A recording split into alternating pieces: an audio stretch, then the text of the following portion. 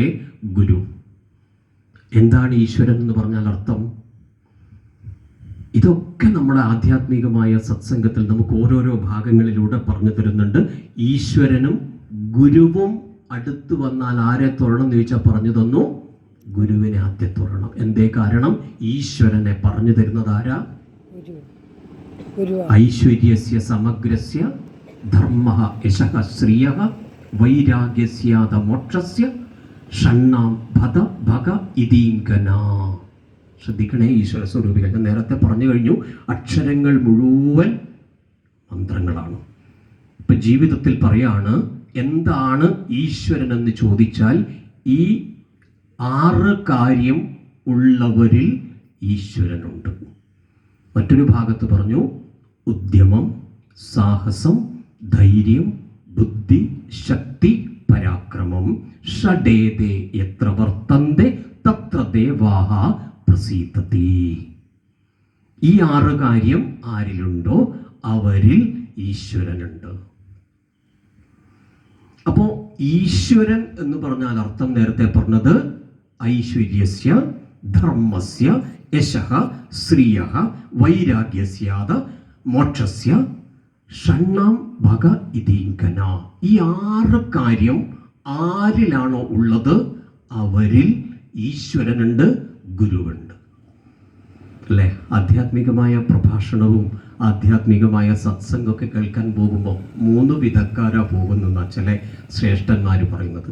അറിയാൻ പോകുന്നവരുണ്ട്, അളക്കാൻ പോകുന്നവരുണ്ട്. ഇയാൾക്കിന്ന് അറിയാനാ. ഒരു 5 മിനിറ്റ് ഞാൻ അവിടെ ഇരുന്ന് നോക്കി, ഒന്നും പോരാ. ഇന്നലെ വരെ വലിയ കുഴപ്പമൊന്നും ഉണ്ടായില്ല. ആ മുരളീധരവാര്യർ ഗുരുസങ്കല്പം എന്ന് പറയാൻ ഒരു വിഷയം പറയാൻ വേണ്ടിയിട്ട് അവിടെ വന്നില്ല ചാമുണ്ടിക്കോട്ടം. ഞാനൊരു 5 മിനിറ്റ് ഇരുന്ന് നോക്കി, ഒന്നും ഉണ്ടായില്ല. ഞാൻ വേഗം പോയി. അതെന്തിനാ വരുന്നത്? അത് അളക്കാൻ വരുന്നവർ. അറിയാൻ വരുന്നവരോ എന്തൊക്കെയാണോ ഈ 1.5 മണിക്കൂർ കൊണ്ട്, അല്ലേ? നമ്മൾ ശ്രദ്ധിച്ചിട്ടുണ്ടോ? ഞാൻ തുടക്കത്തിൽ പറഞ്ഞ കാര്യം ഈ പ്രഭാഷണത്തിൻ്റെ അവസാനം നിങ്ങളോട് ചോദിച്ചാൽ ചിലവരതെന്ത് ചെയ്യുന്നറിയോ? വളരെ ശ്രദ്ധയോടെ കേട്ടിരുന്നിട്ടുണ്ടാവും. അതവർക്ക് പറയാൻ പറ്റും. ഒരു 40 മിനിറ്റിനപ്പുറത്തൊന്നും എന്ത് വന്നാലും ഒരു ഏകാഗ്രതയിൽ ഇരിക്കാൻ സാധിക്കില്ല. പണ്ട് തെറ്റിയിട്ടൊന്നുമല്ല. നമ്മൾ സ്കൂളിൽ പഠിക്കുമ്പോൾ ഒരു പീരീഡ് എന്ന് പറയുന്നത് ആകെ 45 മിനിറ്റ്. അങ്ങനെ ഒരു കുട്ടിക്ക് ഇത്രയേ ആവുള്ളൂ എന്ന് അന്നേ എഴുതി വെച്ചിട്ടുണ്ട്. ഈ 1.5 മണിക്കൂർ 1.25 മണിക്കൂർ എന്ന് പറഞ്ഞ സാധനം അങ്ങനെ അങ്ങ് ഗ്രഹിച്ചു പോകാനൊന്നും പറ്റില്ല. പക്ഷെ എന്ത് ചെയ്തേക്കണം? ജീവിതത്തിൽ ഏകാഗ്രതയോടുകൂടി ഇരിക്കണം. ഏകാഗ്രത ഉണ്ടാകാൻ എന്ത് വേണം? നേരത്തെ പറഞ്ഞ ഗുരു കടാക്ഷം ഉണ്ടാകണം. ഈ ഗുരു കടാക്ഷം ഉണ്ടാകാൻ നേരത്തെ എന്ത് പറഞ്ഞു?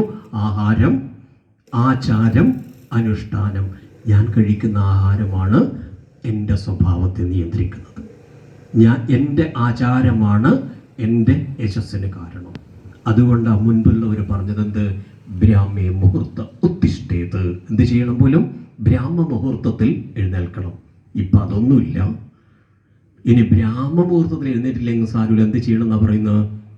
സൂര്യോദയത്തിന് മുൻപെങ്കിലും ജീവിതത്തിൽ എഴുന്നേൽക്കാൻ ശ്രമിക്കണം. അലക്ഷ്മിർ ഭവതി. ആരാണോ സൂര്യോദയത്തിന് ശേഷം ജീവിതത്തിൽ എഴുന്നേൽക്കുന്നത് അവരിൽ ലക്ഷ്മി ദേവി കുടിയിരിക്കില്ല. ആരിരിക്കും? അലക്ഷ്മി കുടിയിരിക്കും. ശ്രദ്ധിച്ചിട്ടില്ലേ? രാവിലെ നേരത്തെ എഴുന്നേറ്റ് കടലായി അമ്പലത്തിലും ചാമുണ്ടിക്കോട്ടത്തൊക്കെ നേരത്തെ എഴുന്നേറ്റ് കിഴക്കേക്കര അമ്പലത്തിലൊക്കെ പോയി വന്ന ദിവസം എന്താ പറയുക? ഇന്ന് നേരത്തെ എഴുന്നേറ്റത് കൊണ്ടെല്ലാം നല്ല സുഖം. വൈകി എഴുന്നേറ്റ് എന്താ പറയുക? ആകെ ഇന്നൊരു മൂഡില്ല, അതുകൊണ്ട് ഞാൻ ജോലിക്കൊന്നും പോയില്ല എന്ന്. ഇപ്പം ഏത് മൂഡ് എന്ന് ചോദിച്ചാൽ ഓണം മൂഡ് എന്നുള്ള പാട്ടും കൂടി ഇറങ്ങിയിട്ടുണ്ട്. അതുകൊണ്ട് വലിയ കുഴപ്പമില്ല. ആ മൂഡും പിടിച്ചങ്ങ് പോയാൽ മതി, അല്ലേ? ഇന്ന് രാവിലെ നേരത്തെ എഴുന്നേക്കാൻ പറ്റാത്തതുകൊണ്ട് ഒന്നിനും ഒരു മൂഡില്ല അങ്ങ് തീരുമാനിച്ചിട്ടുണ്ട്. ഇതതുകൊണ്ടല്ല എന്ന് ആചാര്യന്മാർ പറയുന്നത്. എന്താ വേണ്ടത്? ബ്രാഹ്മ മുഹൂർത്ത ഉത്തിഷ്ഠേത. ബ്രാഹ്മ മുഹൂർത്തത്തിൽ എഴുന്നേൽക്കാൻ ശ്രമിക്കണം. ബ്രാഹ്മ മുഹൂർത്തത്തിൽ എഴുന്നേറ്റില്ലെങ്കിൽ എന്ത് ചെയ്തേക്കണം? സൂര്യോദയത്തിന് മുൻപെങ്കിലും എഴുന്നേൽക്കുന്ന ഒരു ചിട്ട, ഒരു അനുഷ്ഠാനം നമ്മളിലുണ്ടാകണം. അത് നമ്മളിലുണ്ടായാൽ മാത്രമേ ഗുരുത്വബോധം നമ്മളിലേക്ക് എത്തിച്ചേരുവാൻ യാതൊരു സംശയവും വേണ്ട. ധാരാളം പഠിച്ചിട്ടും ധാരാളം അറിവുണ്ടായിട്ടും അത് വേണ്ടതുപോലെ പ്രാവർത്തികമാക്കാൻ പറ്റാത്ത ആളുകളില്ലേ? എന്തേ കാരണം? നേരത്തെ പറഞ്ഞത് തന്നെയാണ്, ഗുരുത്വബോധമാണ്. അതാണ് ഞാൻ നേരത്തെ ചൊല്ലിയ ഭാഗവതത്തിൽ പറഞ്ഞു, ഗുരുരനുഗ്രഹേണൈവ പുമാൻ പൂർണ്ണ പ്രശാന്തയേത്. ഗുരുവിൻ്റെ കടാക്ഷമുണ്ടെങ്കിൽ, ഇന്നലെ മെനിഞ്ഞാന്ന് എനിക്ക് ഈ ഒരു ശ്ലോകം ഏറ്റവും കൂടുതൽ ചൊല്ലേണ്ടി വന്നത് എൻ്റെ കുടുംബക്ഷേത്രത്തിൽ വെച്ചാണ്. എൻ്റെ ഏട്ടൻ ഒരു കലാമണ്ഡലത്തിൽ പഠിച്ച ആളാണ്. അദ്ദേഹം ഒരു വർഷക്കാലഘട്ടമായിട്ട് തായമ്പക പഠിച്ചിട്ടൊരു കുട്ടിയെ അരങ്ങേറ്റം കഴിപ്പിച്ചു. ഈ 1 മണിക്കൂർ ഈ കുട്ടി തായമ്പക കൊട്ടുമ്പോഴും ഈ ചെണ്ടയിൽ ഇങ്ങനെ കൈവരുന്നതല്ലാതെ അദ്ദേഹത്തിൻ്റെ മുഖം തികച്ചും ഗുരുവിൻ്റെ മുഖത്താണ്. ഒരൊറ്റ നേരം പോലും അദ്ദേഹം നേരെ നോക്കിയില്ല. അപ്പം ഞാൻ ഈ അരങ്ങേറ്റമൊക്കെ കഴിഞ്ഞിട്ട് ശേഷം ഈ കുട്ടിയെ ഒന്ന് അനുമോദിക്കണം. ആ ഒരു ചടങ്ങ് വരുമ്പോൾ ഞാൻ പറഞ്ഞു, ഇയാളെ നോക്കിയാൽ മനസ്സിലാവും ഗുരുമുഖത്ത് നിന്ന് എല്ലാം വായിച്ചെടുക്കാമെന്ന്. പണ്ടാരോ ഇതൊക്കെ പറഞ്ഞിട്ടുണ്ട്. പക്ഷെ ആ കുട്ടി ഒരൊറ്റ നേരം പോലും ചെണ്ട കൊട്ടുമ്പോൾ നേരെ നോക്കിയിട്ടില്ല സുരേഷ് ഏട്ടാ. നോക്കിയത് മുഴുവൻ, ഞാൻ അവസാനം പറഞ്ഞു, പോകുമ്പോൾ ഒരു മുറിവെട്ടയും കൂടി ആ കുട്ടിക്ക് കൊടുക്കണം. എന്താ കാരണം? ഈ 1 മണിക്കൂർ ഈ കുട്ടിയുടെ കഴുത്തി ഇങ്ങോട്ട് തന്നെയാണ്. എന്താ കാരണം?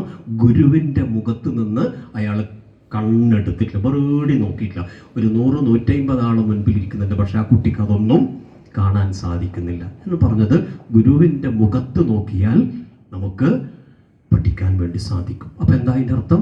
ഗുരുത്വം ജീവിതത്തിൽ നമുക്കുണ്ടാകണം. ആ ഗുരുത്വം ഉണ്ടാകണമെങ്കിൽ ജീവിതത്തിൽ ആഹാര ആചാര അനുഷ്ഠാനത്തോടു കൂടി മുൻപോട്ടേക്ക് പോകാൻ പറ്റണം. അതിനെന്താ വേണ്ടത്? ഈശ്വര കടാക്ഷം വേണം. അപ്പൊ ചോദ്യം വരും, എന്താണ് ഈശ്വരൻ? ഒക്കെ ഭംഗിയായിട്ട് എഴുതി വെച്ചിട്ടുണ്ട്. പുണ്യൈർ ദേവത്വമാപ്നോതി പാപൈർ സ്ഥാപരതാമിയാത് സമാഭ്യാം പുണ്യ പാപാഭ്യാം മാനുഷം വിന്തതേ നരഃ. എന്താ ദേവൻ, എന്താ മനുഷ്യൻ എന്ന് ചോദിച്ചാൽ ആ ശ്ലോകത്തിന് ഇതാണ് ഉത്തരം. എന്താ ഈശ്വരൻ? പുണ്യൈർ ദേവത്വമാപ്നോതി. പുണ്യം ചെയ്യുമ്പോൾ ദേവനായി മാറും. അപ്പോൾ പുണ്യം ചെയ്യുന്നത് കൊണ്ടാണ് ഈശ്വരൻ എന്ന് പറയുന്നത്. എന്നെ ഈശ്വരൻ എന്നാലും അനുഗ്രഹിച്ചില്ലല്ലോ, ഞാൻ എത്ര ദിവസമായി ചാമുണ്ടിക്കോട്ടത്ത് വന്ന് തൊഴുത് പ്രാർത്ഥിച്ചു പോന്നു. അങ്ങനെ അങ്ങ് അനുഗ്രഹിക്കാനും കഴിയില്ല. പൂർവജന്മകൃതം കർമ്മം ഇതി വാ ശുഭം ശുഭം തസ്യ ഭക്തിം ഗ്രഹാ സർവേ സൂചയന്തിക ജന്മനി. കിട്ടുമോ? എങ്ങനെയാ പറഞ്ഞത്? പൂർവജന്മത്തിലെ ഫലം ഈ ജന്മത്തിൽ ഞാൻ നിങ്ങളൊക്കെ എന്ത് ചെയ്തേക്കണം? അനുഭവിക്കണം. അത് അനുഭവിക്കാതെ കണ്ട് ഈ ഒരു ദിവസം ഇവിടുന്ന് കടന്നു പോകാൻ പറ്റില്ല. ആയുഷ ഖണ്ഡമാതായ രവിരസ്തമയം കഥ അഹന്യഹനി ബോധവ്യം കിമേതൽ സുകൃതം കൃതം എന്ന് പറഞ്ഞിട്ടുണ്ട്. ഇന്ന് കാലത്ത് സൂര്യദേവൻ ഉദിച്ചു. ഈ സൂര്യൻ ഉദിച്ച് വൈകിട്ട് സൂര്യൻ അസ്തമിച്ചു. ഈ സൂര്യൻ ഉദിച്ച് വൈകിട്ട് അസ്തമിക്കുമ്പോഴേക്കും എൻ്റെയും നിങ്ങളുടെയും ഈ പ്രപഞ്ചത്തിലുള്ള എല്ലാവരുടെയും ആയുസ്സിൻ്റെ ഒരു ഭാഗം ഇന്ന് കഴിഞ്ഞിട്ടുണ്ട്. എന്നിട്ട് എന്താ പറയുന്നറിയോ? ആയുഷ ഖണ്ഡമാതായ രവിരസ്തമയം ഗതാ അഹന്യഹനി ബോധവ്യം. ആ ബോധത്തോടു കൂടി കിമേതൽ ഇന്ന് ഈ സന്ദർഭത്തിൽ ചെയ്യാൻ പറ്റുന്ന സൽക്കർമ്മങ്ങളെല്ലാം ചെയ്തു വെച്ചോളണം. ആയുഷഖണ്ഡമാതായ രവിരസ്തമയം ഗതാഹന്യഹനി ബോധവ്യം കിമേതൽ സുകൃതം കൃതം. ചെയ്യാനുള്ള സുകൃതങ്ങളൊക്കെ ഇപ്പം ചെയ്തേക്കണം. എന്താ ഞാൻ നേരത്തെ പറഞ്ഞത്? പുണ്യൈർ ദേവത്വമാപ്നോതി. ശ്രദ്ധിക്കണേ ആ വരി. പുണ്യം ചെയ്യുമ്പോൾ ഈശ്വരനായി.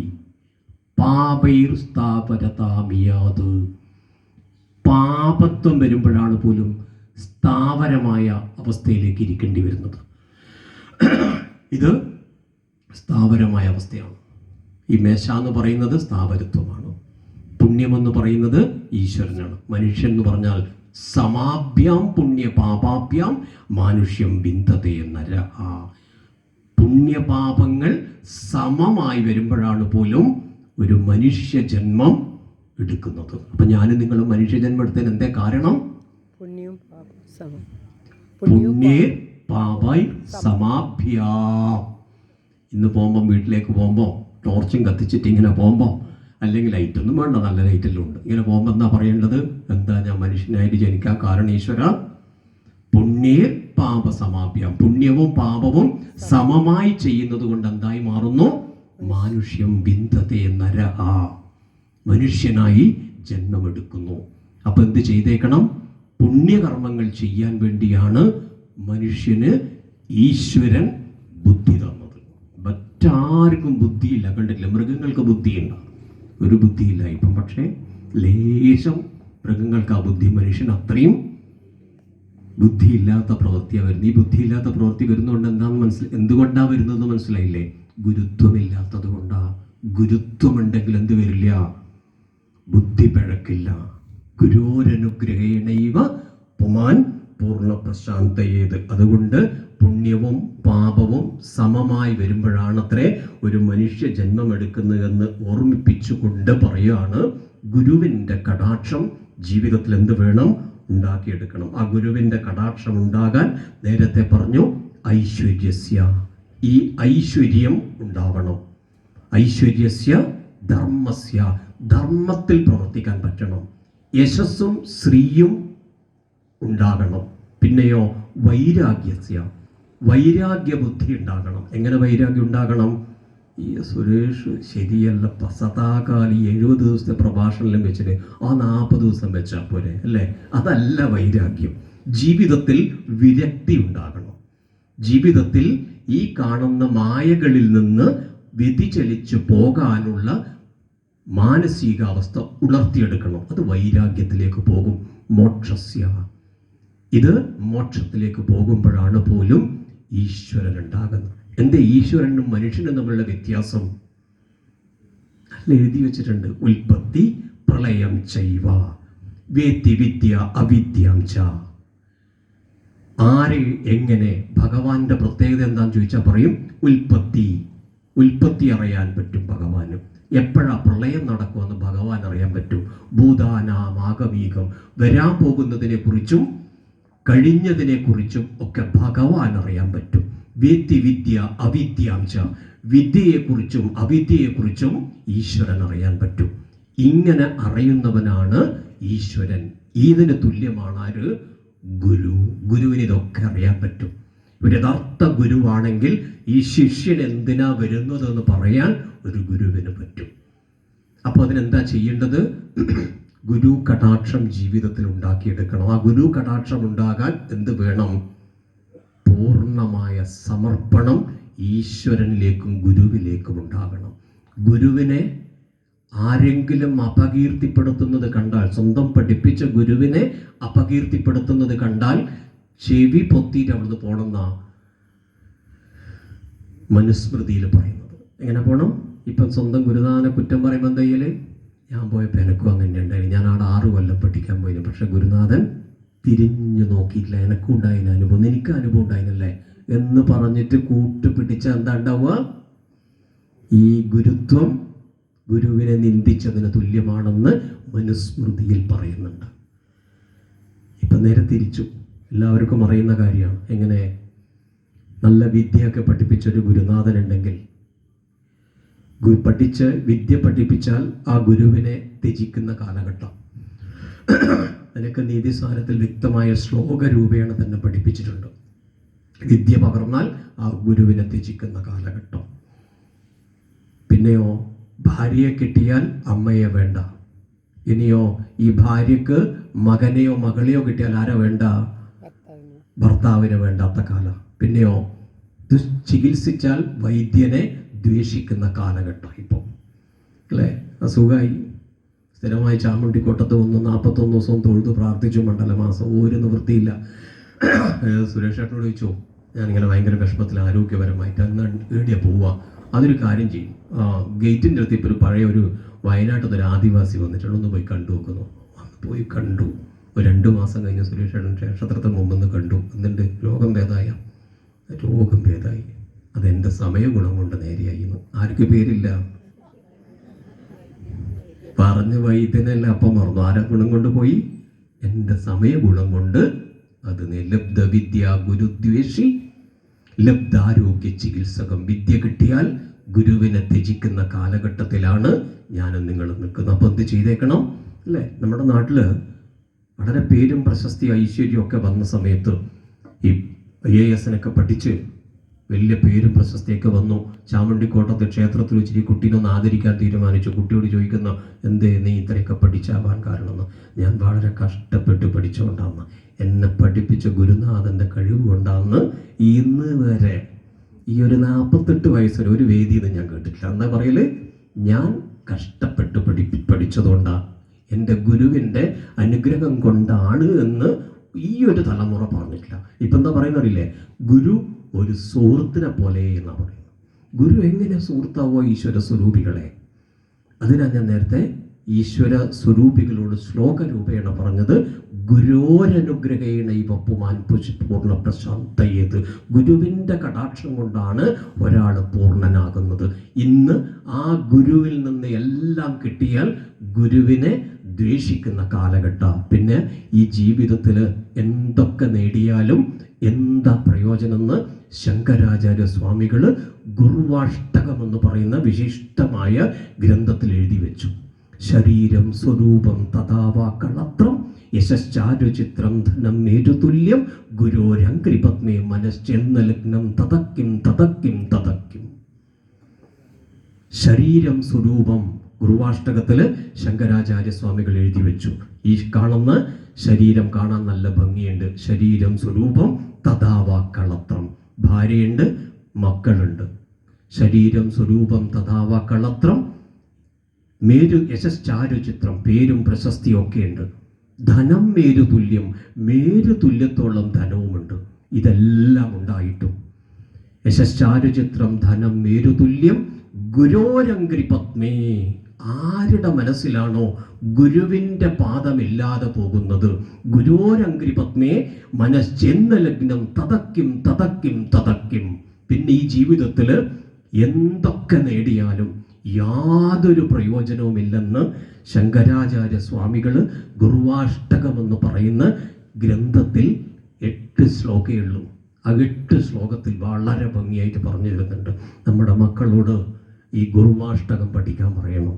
അങ്ങനെ ഗുരുവാഷ്ടകം പഠിച്ചൊരു കുട്ടി പറയില്ല എൻ്റെ ഗുരുനാഥൻ എൻ്റെ സുഹൃത്താണ് എന്ന്.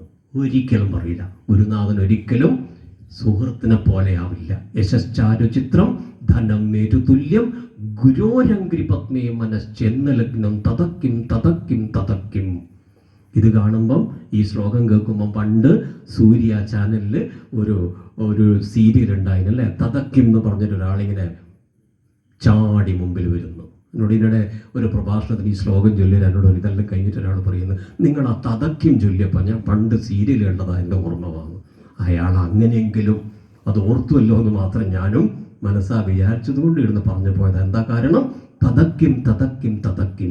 ഈ ജീവിതത്തിൽ എന്തൊക്കെ നേടിയാലും ഗുരുവിൻ്റെ പാദം ആരുടെ മനസ്സിലാണോ ഇല്ലാത്തത്, ഈ പ്രപഞ്ചത്തിൽ എന്തൊക്കെ നേടിയാലും യാതൊരു കാര്യവുമില്ലെന്ന് ശങ്കരാചാര്യ സ്വാമികൾ ഗുരുവാഷ്ടകത്തിൽ എഴുതി വെച്ചപ്പോൾ ഞാൻ ഈശ്വര സ്വരൂപികളോട് തുടക്കത്ത് പറഞ്ഞൊരു വാക്കുണ്ട്. ആദ്യത്തെ ഗുരു നാസ്തി മാതൃസമം ഗുരോ. അമ്മക്ക് തുല്യമായ ഒരു ഗുരു ഈ പ്രപഞ്ചത്തിലില്ല എന്ന് പറഞ്ഞാൽ, നിങ്ങൾ അമ്മയെ മറന്നാൽ നിങ്ങളുടെ ഗുരുത്വം അപ്പോൾ പോയി കഴിഞ്ഞു. അപ്പോൾ ജീവിതത്തിൽ അമ്മ ഗുരുവാണ്. നാസ്തി മാതൃസമം ചായ. വൈകുന്നേരം കുടിക്കുന്ന ചായ അല്ല കേട്ടോ, ഈ ചായക്ക് കുറച്ച് കട്ടി അധികമുള്ള ചായ. നാസ്തി മാതൃത്വ സമം ചായ. അമ്മക്ക് തുല്യമായ ഒരു തണല് ഈ ലോകത്തില്ല എന്ന് എഴുതി വെച്ചിട്ടുണ്ട് പുരാണങ്ങളിൽ. അപ്പം അമ്മക്ക് തുല്യമായ ഒരു ഗുരു ഈ ലോകത്തില്ല. അമ്മ പോയാൽ തണല് പോയി അല്ലേ? ശ്രദ്ധിച്ചിട്ടുണ്ടോ? വീട്ടിൽ പോകുമ്പോൾ എത്ര വൈകിയാലും അല്ലേ, ഒരു ലേശം ഭക്ഷണം എടുത്ത് വെച്ചിട്ട് അമ്മ പറയും, എനിക്കാണ് ഞാൻ ഭക്ഷണം എടുത്ത് വെച്ചിട്ടുണ്ട് എന്ന്. എനിക്ക് ഭക്ഷണമൊന്നും വേണ്ട, ഞാൻ ചാമുണ്ടിക്കോട്ടുനിന്ന് പായസവും ഭക്ഷണമെല്ലാം കഴിച്ചിട്ടാണ് വരുന്നതെന്ന് അല്ലേ? ഒറ്റ വാക്കാ തിരിച്ചങ്ങോട്ടേക്കും. തിരിച്ചെന്ത് പറയണം? ചാമുണ്ടിക്കോട്ടെന്ന് ഞാൻ കഴിച്ചിനമ്മേ, എന്നാലും അമ്മ തന്നത് ഞാൻ കഴിച്ചോളാം എന്ന് പറഞ്ഞെങ്കിൽ എത്ര സുഖമുണ്ടാവും നമുക്ക് അല്ലേ? ഞാൻ എല്ലാ ദിവസവും ജ്യോതിഷവും കഴിഞ്ഞ് വീട്ടിലെത്തിയാൽ ഞാൻ ആദ്യം ചെയ്യുന്നത് എൻ്റെ അമ്മേനെ കാണാൻ പോകും. ആടെ പോകുമ്പോണ്ടല്ല, ചില സമയത്ത് അമ്മ ഉച്ചക്ക് ഉണ്ടാക്കി വെച്ച അമ്പലത്തിലെ പായസത്തിൽ ഒരു സ്പൂണിലെടുത്ത് ഇലയിലെടുത്ത് പൊതിഞ്ഞു വെച്ചിട്ടുണ്ടാവും. ഈ പായസം കഴിക്കണ്ടെന്നാണ്, പക്ഷേ അമ്മ തന്നത് എന്ത് ചെയ്തേക്കണം? കഴിച്ചേക്കണം. അതിനപ്പുറത്ത് വേറൊന്നുമില്ല എന്ന്. അപ്പം ഞാൻ അമ്മയോട് പറയും, അമ്മ അധികം ഇങ്ങനെ പായസം എടുത്ത് വെക്കണ്ട അമ്മ, ഞാൻ വല്ല ഷുഗറുകാരനോ, അതുകൊണ്ട് എന്നോട് ലേശെങ്കിലും സ്നേഹം ഉണ്ടെങ്കിൽ ആ പായസം എടുത്ത് വെക്കുന്ന കുറച്ചേന്ന് പറയും. പക്ഷെ അമ്മ പറയും, അത് അമ്പലത്തിൽ വെച്ച പ്രസാദം നിനിക്കും ഏട്ടനും ഞാൻ ഒരുപോലെ എടുത്തു വെക്കുന്ന, അത് നീ കഴിച്ചേ പറ്റൂന്ന്. അത് കഴിക്കുമ്പോൾ കിട്ടുന്നൊരു സുഖം പറയാം. ഇപ്പം എന്താ പറയുക? ഞാൻ നല്ലോണം വീട്ടിൽ നിന്ന് കഴിച്ചിട്ടാണ് വന്നതെന്നും പറഞ്ഞിട്ട് ആ പായസം കഴിച്ചില്ലെങ്കിൽ അമ്മക്കുണ്ടാവുന്ന സങ്കടം പോരെ ഈ ജീവിതത്തിൽ. അമ്മയെ എന്ത് ചെയ്യരുത്?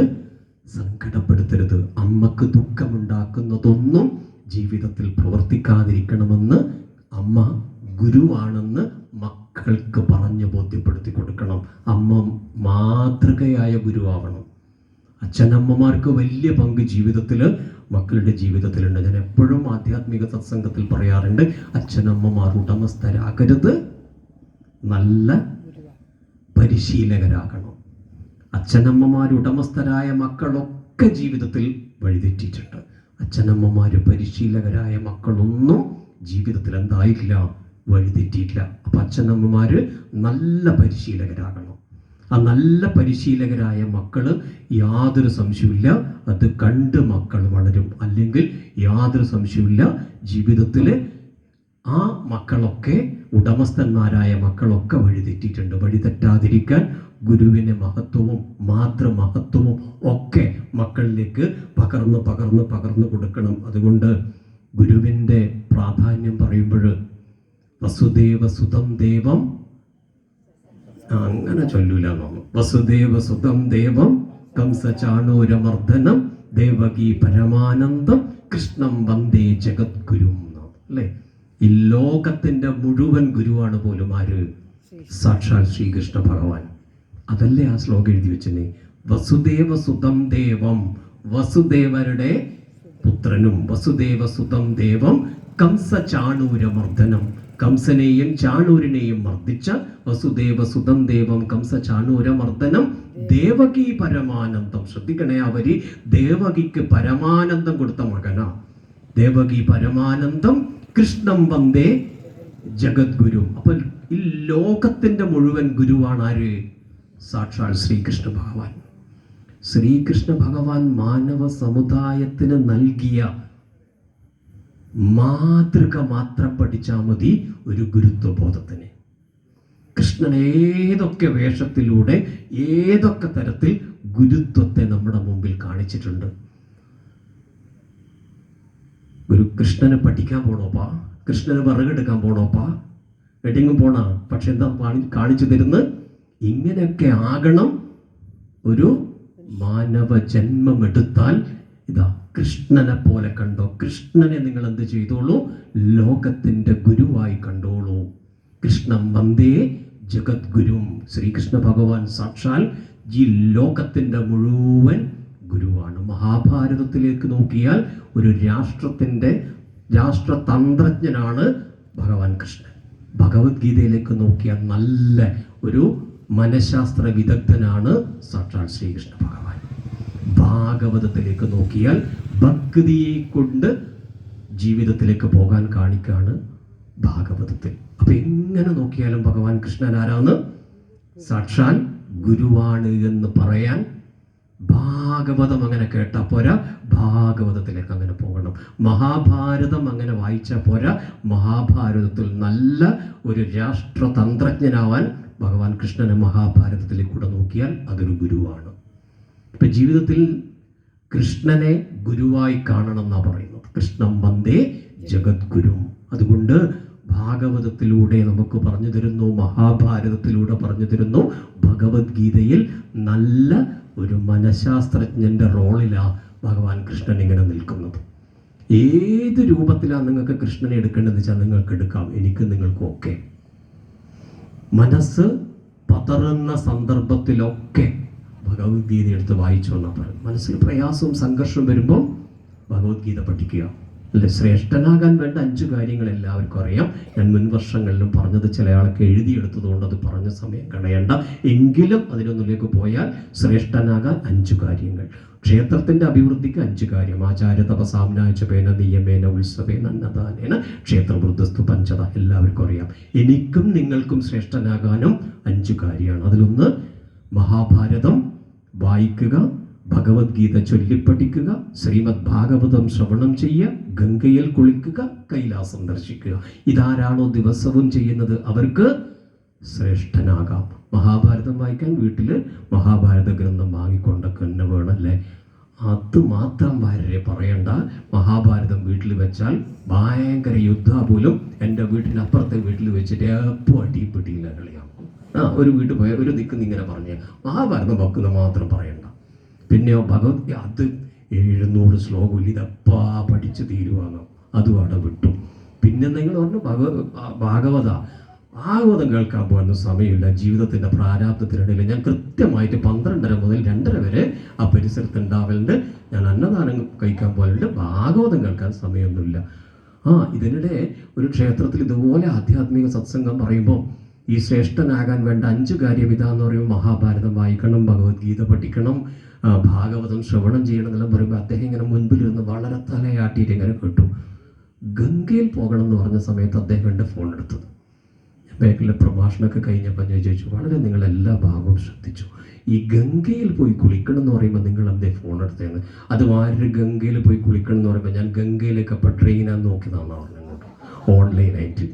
എങ്ങനെ ഗംഗയിലേക്ക് കൊണ്ടുവന്നു ഇനി എന്താ പറയേണ്ട ഈശ്വരാന്ന് വിചാരിച്ചു ഞാനപ്പോൾ. പിന്നെ ഒന്നും ഇനി അവിടെ ഉത്തരമൊന്നുമില്ല. എന്താ പറഞ്ഞേ?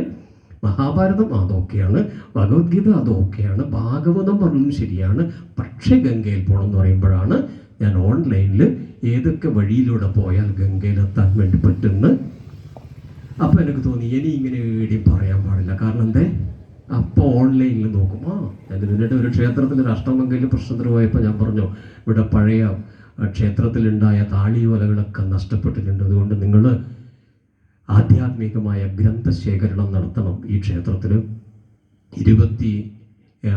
എല്ലാ 27 നക്ഷത്രക്കാരൊക്കെ ഈ പരിസരത്തുണ്ടാവുമല്ലോ, അതുകൊണ്ട് അവരവരുടെ നക്ഷത്ര ദിവസം പുറന്നാൾ ദിവസം ഒരു ഗ്രന്ഥം ഇവിടെ സമർപ്പിക്കണം. അങ്ങനെ സമർപ്പിച്ചാൽ 1 കൊല്ലം കൊണ്ട് ഇവിടെ നല്ലൊരു ഗ്രന്ഥശേഖരണം ഉണ്ടാക്കാമെന്ന് സുരേഷ് ഏട്ടാ ഞാനൊരു ക്ഷേത്രത്തിലെ അഷ്ടമംഗലിലെ പ്രശ്നം പറയുമ്പോൾ പറഞ്ഞു പോയി.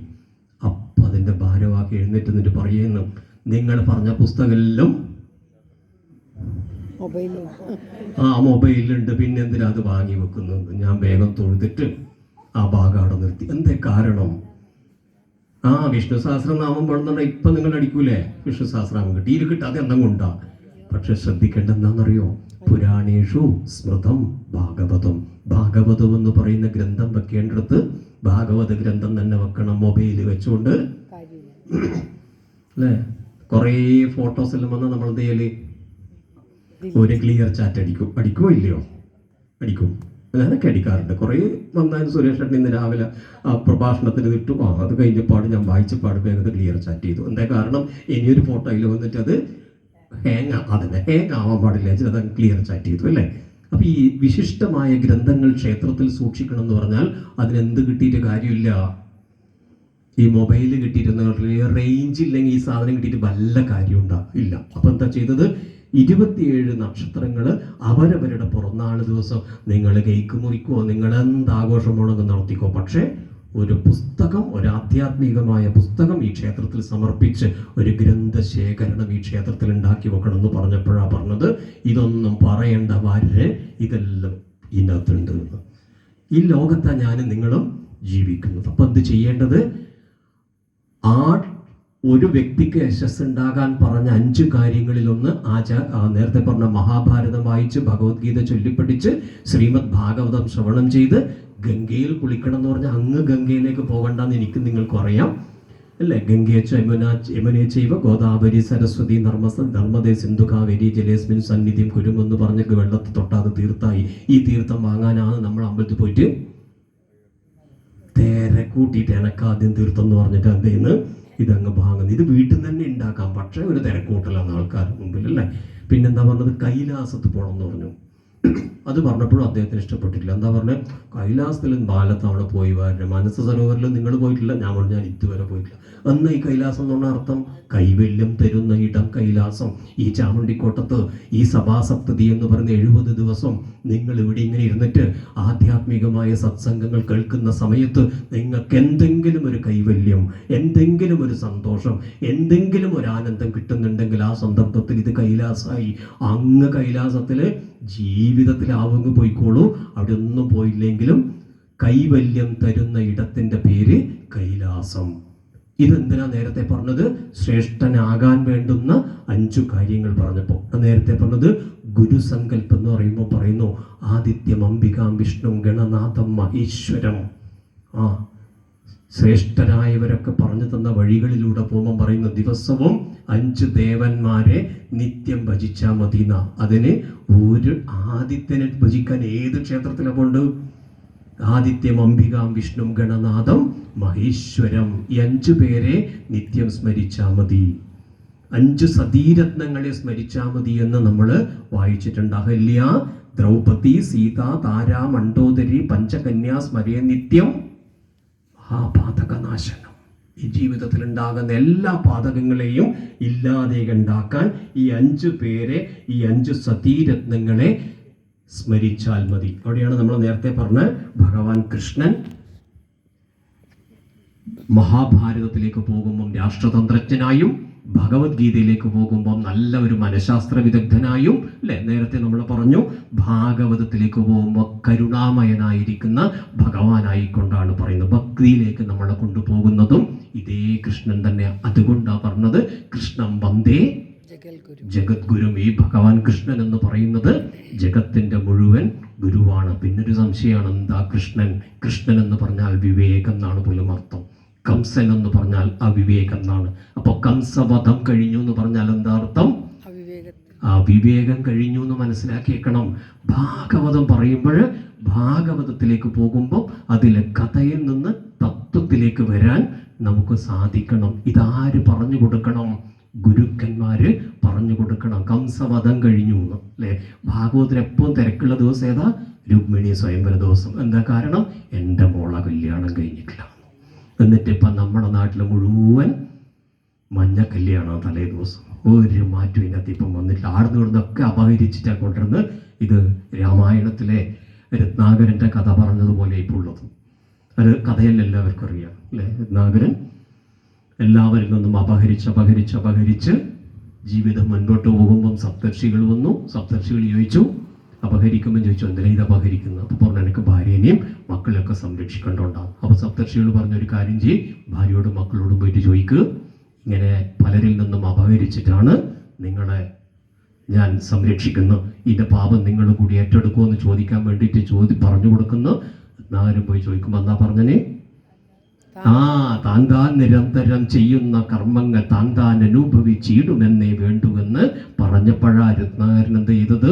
ബോധോദയം ഉണ്ടായത്. എന്തിനാ പറഞ്ഞത്?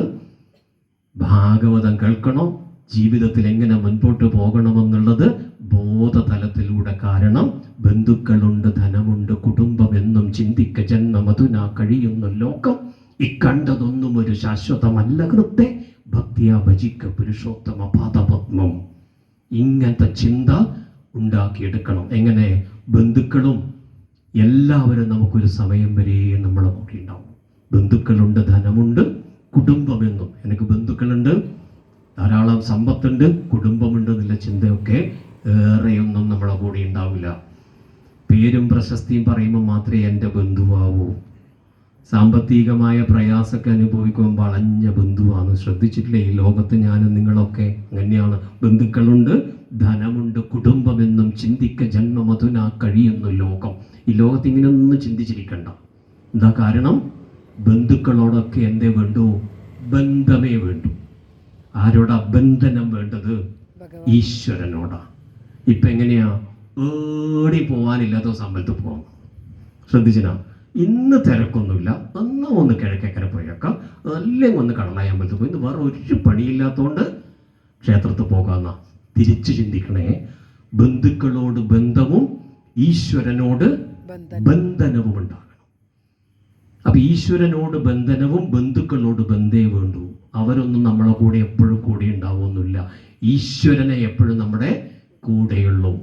അനുഭവം ഗുരുവായൂരിൽ ഉണ്ടായൊരു അനുഭവം. ഗുരുവായൂരിൽ 2ാം വർഷം മണ്ഡല സമയത്ത് ഇതുപോലെ ഒരു പ്രഭാഷണത്തിന് പോകുമ്പോൾ ഗുരുവായൂരപ്പനെ തൊഴുത് പ്രഭാഷണത്തിന് അവിടുത്തെ ക്ഷേത്ര ഗുരുവായൂരമ്പലത്തിലെ ആളുകൾ പ്രഭാഷണ വേദിയിലേക്ക് ഇങ്ങനെ കൂട്ടിക്കൊണ്ടു പോകുമ്പോൾ ഒരച്ഛനും അമ്മയും 2 മക്കളും കൂടി ഇങ്ങനെ തൊഴാൻ വേണ്ടി നടയിലേക്ക് വരുന്നു. അച്ഛനാപ്പാട വീണു. ഭാര്യയും മക്കളിരുന്ന് കലയിൽ വെച്ച് കരയാൻ തുടങ്ങി. അവരൊന്നും വഴിയൊന്നുമില്ല. കൂടെ നിന്നവരും എല്ലാവരും കൂടെ നമ്മളൊക്കെ എടുത്തിട്ട് വേഗം വണ്ടി വന്നു, വണ്ടിയിൽ അങ്ങ് കയറ്റിയിട്ട് അങ്ങ് പോയി. കഴിഞ്ഞു പോലും 10 മിനിറ്റോട്ട് കഴിഞ്ഞില്ലേ. ഈ മക്കൾക്കും ഭാര്യക്കും ഒന്നും നിലവിളിക്കാനല്ലാണ്ട് എന്തിനു പറ്റിയിട്ടില്ല, ശുശ്രൂഷിക്കാൻ പോലും പറ്റിയില്ല. അതിന് പോലും അവസരമില്ല. ശ്രദ്ധിക്കണം. ജീവിതത്തിൽ ബന്ധുക്കളുണ്ട്, ധനമുണ്ട്, കുടുംബമെന്നും ചിന്തിക്ക ജന്മം അതുനാ കഴിയുന്ന ലോകം ഈ കണ്ടതൊന്നും ഒരു ശാശ്വതമല്ല. ഹൃദയത്തോടിങ്ങനെ പഠിപ്പിക്കണം. ഈ കാണുന്നതൊന്നും അല്ല ജീവിതത്തിൽ വേണ്ടത്. ഈശ്വരനോട് ബന്ധനമുണ്ടാകണം. നമ്മളെന്താ ഇപ്പം പറയല്, ഞാൻ എത്ര പ്രാർത്ഥിച്ചിട്ടും ഒരു മാറ്റം എനിക്ക് വന്നിട്ടില്ല അല്ലേ? അപ്പോഴാ ചോദ്യം വരുന്നത്, ഈ പ്രാർത്ഥന അത് ഞാൻ നെയ്വിളക്ക് വെച്ചിനി, സഹസ്രനാമം ചൊല്ലിനി, എല്ലാ ദിവസവും പോയിട്ട് ഞാൻ തൊഴുത് പ്രാർത്ഥിച്ചിന്, രക്തപുഷ്പാഞ്ജലി കഴിച്ചിട്ടാണ് മറിസ്തംബലം നീക്കിനി, എനിക്ക് ഒരു മാറ്റവും വന്നിട്ടില്ല. കാരണം മറിസ്തംബലം ചെയ്യുമ്പോൾ മാറ്റാൻ ആടിയിരിക്കുന്നു. അങ്ങനത്തെ ചിന്തയൊന്നും പാടില്ല. എന്താ പ്രാർത്ഥന എന്ന് പറഞ്ഞാൽ പ്രകർഷേണ അർത്ഥിക്കുന്നത് കൊണ്ട് പ്രാർത്ഥന. പ്രാർത്ഥനയും പ്രയത്നവും ജീവിതത്തിൽ ഉണ്ടാകണം. ദിവസവും സഹസ്രനാമം വായിച്ചിട്ട് മാർജിൻ ഫ്രീ മാർക്കറ്റിൽ പോയ സാധനം കിട്ടുന്നില്ല, ഒരു പ്രതീക്ഷയും വേണ്ട. എന്ന് വേണ്ട, പ്രാർത്ഥനയുടെ കൂടെ പ്രയത്നം വേണം. നമ്മളെല്ലാവരും ഇപ്പം എങ്ങനെയാണെന്നറിയോ, കുറച്ചാൾ പ്രാർത്ഥന നല്ലോണം, കുറച്ചാൾ പ്രയത്നവുമാണ്. മറ്റ് സംസ്കാരത്തിൽ നേരെ തിരിച്ച പ്രാർത്ഥന നിർബന്ധമാണ്, പ്രയത്നവും നിർബന്ധമാണ്. ഒരു കട തുടങ്ങിയാൽ പറയും, നിങ്ങൾ ആ കടയിൽ പോയിട്ടേ സാധനം വാങ്ങണ്ടു. സുരേഷ് ഏട്ടനിയുടെ ഒരു പൂജാ സ്റ്റോർ തുടങ്ങിയാൽ നമ്മൾ പറയും, സുരേഷ് ഏട്ടൻ്റെ അടുത്തൊന്നും പോണ്ട, അദ്ദേഹത്തിന് ലേശൊരു തനക്കനാണ്, നമുക്ക് നേരെ അപ്പുറത്തെ പൂജാ സ്റ്റോറിൽ പോകാം. അങ്ങനെ സുരേഷ് ഏട്ടൻ്റെ അടുത്ത് ചിലവാവുണ്ടാകുന്ന എന്താ ഉദാഹരണം? പ്രാർത്ഥനയും പ്രയത്നവും ജീവിതത്തിൽ ഉണ്ടാകണമെന്ന തത്വം നമുക്ക് പറഞ്ഞു തരുന്നത് ഗുരുസങ്കല്പത്തിലൂടെയാണ്. ഗുരുവിൻ്റെ കടാക്ഷമില്ലെങ്കിൽ ജീവിതത്തിൽ പൂർണ്ണനാകാൻ സാധിക്കുന്നില്ലെന്ന തത്വം ഭാഗവതത്തിലെ കഥയിലൂടെ നമുക്ക് പറഞ്ഞു തരുന്നുണ്ട്. എന്താ കഥ? ആ കഥയൊക്കെ ഭാഗവതം കേട്ടവർക്കൊക്കെ ഏകദേശം മനസ്സിലാകും അല്ലേ? ആനയുടെ കഥയും മുതല വന്ന് കടിക്കുന്ന കഥയും ഒക്കെ എല്ലാവർക്കും അറിയാം. ആന കടലിലേക്ക് ഇറങ്ങി, പുഴയിലേക്ക് ഇറങ്ങി, മുതല വന്ന് കടിച്ചു. മറ്റു ആനകളൊക്കെ ചേർന്നു. എത്ര ശ്രമിച്ചിട്ടും ഈ മുതലയുടെ കടിയിൽ നിന്ന് രക്ഷപ്പെടാൻ സാധിക്കുന്നില്ല. എന്താ പറഞ്ഞത്? അപ്പോഴ് ഗുരുവരനുഗ്രഹേണ, ഗുരു കടാക്ഷമുണ്ടെങ്കിൽ മാത്രമേ ഈ ജീവിതത്തിൽ ഭഗവാൻ കൃപയും ഭഗവത് കടാക്ഷവും ഉണ്ടെങ്കിൽ മാത്രമേ, അല്ലാണ്ട് കൂടെ എത്ര ആനയുണ്ടായിട്ടും ഈ ആനേനെ രക്ഷിക്കാൻ കഴിഞ്ഞില്ല എന്ന് പറഞ്ഞാൽ ആനേനെ മുതലേനൊന്നും എടുക്കണ്ട. ജീവിതത്തിൽ എന്താവണമെന്നാണ് പറഞ്ഞു തരുന്ന ആ തത്വം. കുറേ ആളുകൾ നമ്മളെ സഹായിച്ചുകൊണ്ട് കാര്യമില്ല. ആരുകൂടെ സഹായിക്കണം? ആരുടെ കടാക്ഷം നമുക്കുണ്ടാകണം? ഗുരു കടാക്ഷവും ഈശ്വര കടാക്ഷവും നമുക്ക് ഉണ്ടാകണം. അതിന് നേരത്തെ ഞാനൊരു ശ്ലോകം ചൊല്ലി ഈശ്വര സ്വരൂപികളുടെ മുൻപിൽ, ഉദ്യമം സാഹസം ധൈര്യം ബുദ്ധിശക്തി പരാക്രമം ഷഡേതേ യത്ര വർത്തന്തെ തത്ര ദേവാഹ പ്രസീദതി. ഈ 6 കാര്യം ആരിലുണ്ടോ അവരിൽ ഈശ്വരനുണ്ട്. എങ്ങനെ? ഉദ്യമം. ജീവിതത്തിൽ ശ്രദ്ധിക്കേണ്ടത്, നമ്മൾ ഇറങ്ങിത്തിരിക്കുന്ന പ്രവൃത്തി എന്താണോ ആ ഉദ്യമത്തിൻ്റെ അവസാനം വരെ നമ്മൾ എന്ത് ചെയ്യണം? അതിലുറച്ചു നിൽക്കണം. വീട്ടിൽ ജ്യോതിഷമൊക്കെ നോക്കാൻ വരുന്നവരോട് ഒരു 41 ദിവസം നിങ്ങൾ കൃത്യമായി സഹസ്രനാമം ചൊല്ലി നിങ്ങളുടെ കാര്യങ്ങളൊക്കെ പ്രാർത്ഥിച്ചൊരു 41 ദിവസം കഴിഞ്ഞിട്ട് സഹസ്രനാമൊക്കെ ചൊല്ലിയിട്ട് ഇങ്ങോട്ടേക്ക് വാന്ന് പറഞ്ഞാൽ പറഞ്ഞ തലയൊക്കെ ആട്ടിയിട്ട് പോകും. ഒരു 5 ദിവസം കഴിഞ്ഞാൽ ഒരു വിളിയുണ്ട്, വരെ 5 ദിവസം ജപിച്ചു, ഒരു മാറ്റമൊന്നുമില്ല, വേറെ എന്തെങ്കിലും വഴിയുണ്ടോ? മറ്റ് വിഭാഗക്കാരോട് 41 ദിവസം നിങ്ങൾ ചെയ്യുന്നു പറഞ്ഞാൽ 42ാമത്തെ ദിവസം രാവിലെ ഗേറ്റ് തുറക്കുമ്പോൾ അവർ പുറത്തു നിന്നിട്ട് പറയും, ഇന്നലത്തേക്ക് 41 ദിവസമായി. എന്താ വ്യത്യാസം? അത് വിശ്വാസമെന്നോ അനുഷ്ഠാനമെന്നോ നിങ്ങൾ എന്ത് പേരിട്ടാലും എനിക്ക് കുഴപ്പമില്ല. അനുഭവമാണിത്. ഒരുപാട് ദിക്കിൽ വിവാഹം കഴിഞ്ഞ് ഭാര്യയും ഭർത്താവും കല്യാണം കഴിഞ്ഞു, അനവധി കാലഘട്ടമായി കുട്ടികളില്ല. ഈ കുട്ടികളില്ലാണ്ടിരിക്കുമ്പോൾ അവർ ജാതകം നോക്കാൻ വന്നപ്പോൾ ഞാൻ പറഞ്ഞു, നിങ്ങളൊന്നും പേടിക്കണ്ട, ആരെ ഇനി ചികിത്സ നടത്താൻ ബാക്കിയില്ലെന്നോ, ഒന്നും വേണ്ട. നിങ്ങൾ രാവിലെ ഒന്ന് എഴുന്നേറ്റ്, ബ്രാഹ്മ മുഹൂർത്തത്തിന് എഴുന്നേറ്റ് ഒന്ന് അച്ഛനെ അമ്മേനെ ഒരു 41 ദിവസം നമസ്കരിച്ചിട്ട് നിങ്ങൾ സമീപത്തെ ഏതെങ്കിലും ക്ഷേത്രത്തിലും തൊഴുത്ത് പ്രാർത്ഥിക്കുന്നു. വർഷങ്ങൾ കഴിഞ്ഞിട്ട് അവരെ കാണുമ്പോൾ അവരെന്താ പറഞ്ഞെന്നറിയാം? അന്ന് ഭാര്യർ പറഞ്ഞ 41 ദിവസം തൊഴുത് പ്രാർത്ഥിച്ചിന്, അമ്മേനെ പ്രദക്ഷിണം, അച്ഛനമ്മമാരെ പ്രദക്ഷിണം വെച്ചിന്. പിന്നെ ചികിത്സയൊന്നും വേണ്ടി വന്നിട്ടില്ല. ട്വിൻസാ ഉണ്ടായിരുന്നു പറഞ്ഞത്. ഒന്നിനു പകരം 2. എന്താ കഥ? അവർക്കതിലൊരു സമർപ്പണ ബോധമുണ്ടായിരുന്നു. ഈ സമർപ്പണ ബോധം ആർക്കുണ്ടാകണം? നമുക്കുണ്ടാകണം. 2 കാര്യമേ ഉള്ളൂ ഈ ലോകത്ത്. 2 ജീവിതമേ എൻ്റെയും നിങ്ങളുടെ ഇടയിലുള്ളൂ. ഇതിലേത് ജീവിതം വേണമെന്ന് ഞാനും നിങ്ങളും തീരുമാനിക്കണം. ഈ കാണുന്നതിനോടനുസരിച്ച് ജീവിക്കുക എന്നുള്ളതല്ല വേണ്ടത്. ജീവിതത്തിൽ ചിട്ടയോടുകൂടി അനുഷ്ഠാനത്തോടുകൂടി ജീവിക്കുന്ന ജീവിതമാണ് വേണ്ടത്. അതിന് ഒറ്റ കഥയുള്ളൂ, പ്രഹ്ലാദൻ്റെ കഥ. കഥയായി എടുക്കാതെ അതിലെ തത്വമിങ്ങ് എടുത്തേക്കണം. ഈ കാണുന്ന ജീവിതമല്ല. എന്താ വേണ്ടത്? ആത്മസമർപ്പണത്തോടുകൂടി. ഒരു നേരം പോലും നാരായണ മന്ത്രം ജപിക്കാൻ പാടില്ലെന്ന് പറഞ്ഞപ്പോൾ ആത്മസമർപ്പണത്തോടുകൂടി ആ പ്രഹ്ലാദൻ എന്ത് ചെയ്തത്? നാരായണ നാമം ചൊല്ലിയപ്പോഴെന്ത് വന്നു? നവതാഭക്തിങ് പുറത്തേക്ക് വന്നു. അപ്പൊ എല്ലാം ഇരിക്കുന്നവരൊക്കെ അവതാരങ്ങളാണ് എന്നാ പറയുന്നത്. അവതാരം എന്ന് പറഞ്ഞാൽ നിമ്നമായ ഭാവം മാറ്റി മറ്റൊരു ഭാവത്തിൽ ഇങ്ങനെ ഇരിക്കുകയാണ്. ഈ രൂപം ഒന്നും ആയിരിക്കില്ല ഇനി വീട്ടിലേക്ക് പോകുമ്പോൾ, അല്ലേ?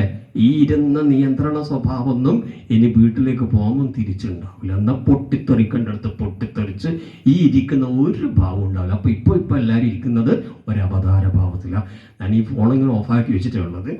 ഫോണങ്ങ് ഓണാക്കിയാൽ വീട്ടിൽ നിന്ന് ചോദിക്കും, പാല് കൊണ്ടുവന്നിട്ടില്ലേ, മിൽമ തുറന്നിട്ടില്ല, എന്നാൽ ഇനി ഇങ്ങോട്ടേക്ക് വരണ്ട, പ്രഭാഷണവും കഴിഞ്ഞിട്ട് ആടെ തന്നെ ഇരുന്നു അരയാലിൻ്റെ ചുവട്ടിൽ ഇടിങ്കിൽ. അപ്പോഴാണ് നമ്മുടെ അവതാരം, മറ്റൊരു അവതാരം നമുക്കൊക്കെ പുറത്തേക്ക് വരിക, അല്ലേ? ജീവിതത്തിൽ ശ്രദ്ധിച്ചിട്ടുണ്ട്, അങ്ങനെയാണ്. അപ്പോൾ എന്താ ഉള്ളത്? നിമ്നമായ ഭാവം ഒതുക്കി വെക്കലാണ് അവതാരം.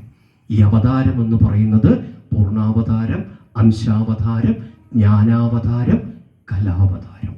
അതിൽ ജ്ഞാനാവതാരത്തിനൊരൊറ്റ ഉദാഹരണമേ ഉള്ളൂ. സാക്ഷാൽ വേദവ്യാസ മഹർഷിയാണ് സാക്ഷാൽ ജ്ഞാനാവതാരം. ആ ജ്ഞാനത്തെ, ആ അവതാരം, അറിവിൻ്റെ അവതാരമാണ് വേദവ്യാസ മഹർഷി. ആ വേദവ്യാസനെ ഗുരുവായി കണ്ടുകൊണ്ട് നമസ്കരിക്കണം. ഭഗവാൻ ശ്രീകൃഷ്ണനെ ഗുരുവായിക്കൊണ്ട് നമസ്കരിക്കണം. രവിസന്നിധി മാത്രേണ സൂര്യകാന്തം പ്രകാശയേത്, ഗുരുസന്നിധി മാത്രേണ ശിഷ്യജ്ഞാനം പ്രകാശയേത്. ശ്രദ്ധിക്കണേ, ആ വരി ഒക്കെ എത്ര ഭംഗിയായിട്ട് എഴുതി വെച്ചു. രവിസന്നിധി മാത്രേണ സൂര്യകാന്തം പ്രകാശയേത്. സൂര്യൻ്റെ ശക്തി കൊണ്ട് കാന്തം പ്രകാശിക്കുന്നത് പോലെ ഗുരുസന്നിധി മാത്രേണ, ഗുരുവിൻ്റെ സാന്നിധ്യം കൊണ്ട് ശിഷ്യൻ്റെ ജ്ഞാനം പ്രകാശിക്കും. അപ്പം അതുകൊണ്ട് ഗുരു സങ്കല്പത്തിലേക്ക് വരുമ്പം ശിഷ്യൻ്റെ ജ്ഞാനം വർദ്ധിക്കണമെങ്കിൽ ഗുരുവിലേക്ക് ആത്മസമർപ്പണം ചെയ്യണം. ശബരിമലക്ക് പോകുമ്പോൾ ഒരു ഗുരുസ്വാമി മുദ്ര ധരിക്കുന്ന സമയത്ത് ശിഷ്യന് ചെവിയിൽ മന്ത്രമോദിയാണത്രേ മുദ്ര ധരിച്ചു കൊടുക്കുന്നത്. എങ്ങനെയാ മന്ത്രം? അതൊക്കെ എഴുതി വെച്ചിട്ടുണ്ട്. ജ്ഞാനമുദ്രം, സത്യമുദ്രം, വരമുദ്രം. ഇത് ജ്ഞാനമുദ്രയാണ്, അറിവിലേക്കുള്ള മുദ്രയാണ് ഞാൻ നിനക്ക് ധരിച്ചു തരുന്നത്, എനിക്ക് ധരിക്കുന്നത്. ജ്ഞാനമുദ്രം, സത്യമുദ്രം. ഇത് ജീവിതത്തിൽ സത്യത്തിന് പ്രാധാന്യം കൊടുത്ത് മുൻപോട്ട് പോകണം. ജ്ഞാനമുദ്രം, സത്യമുദ്രം, വരമുദ്രം.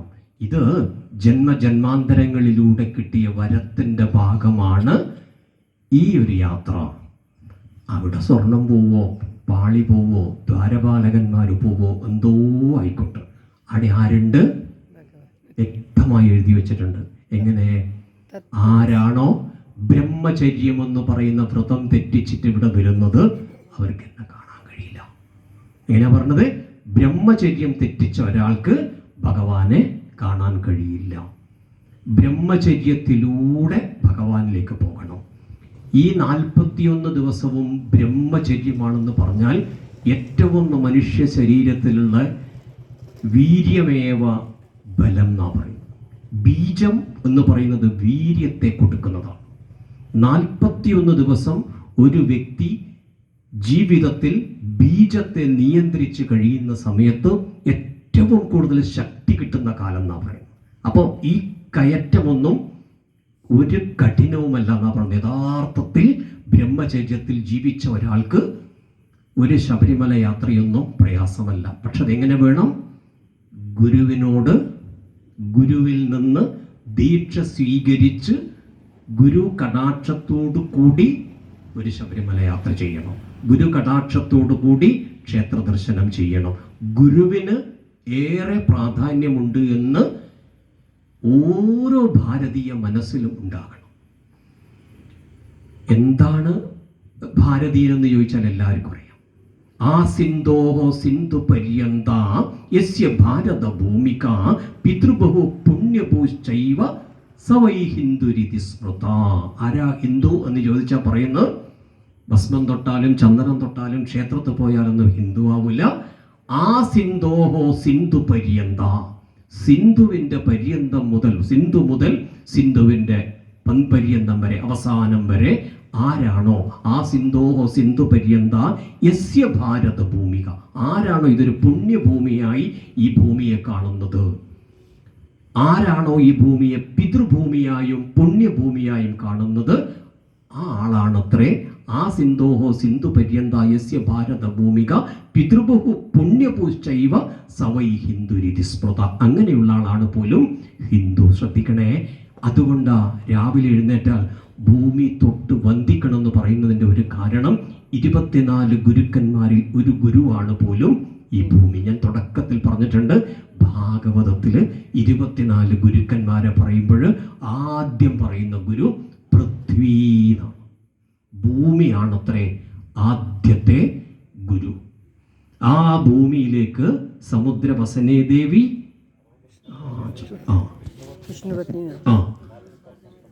ആ ഭൂമിയെ നമ്മൾ ഗുരുവായി കണ്ടുകൊണ്ട് അവിടെ നമ്മൾ ഈ ഭൂമിയെ പുണ്യഭൂമിയായി കണ്ടുകൊണ്ട്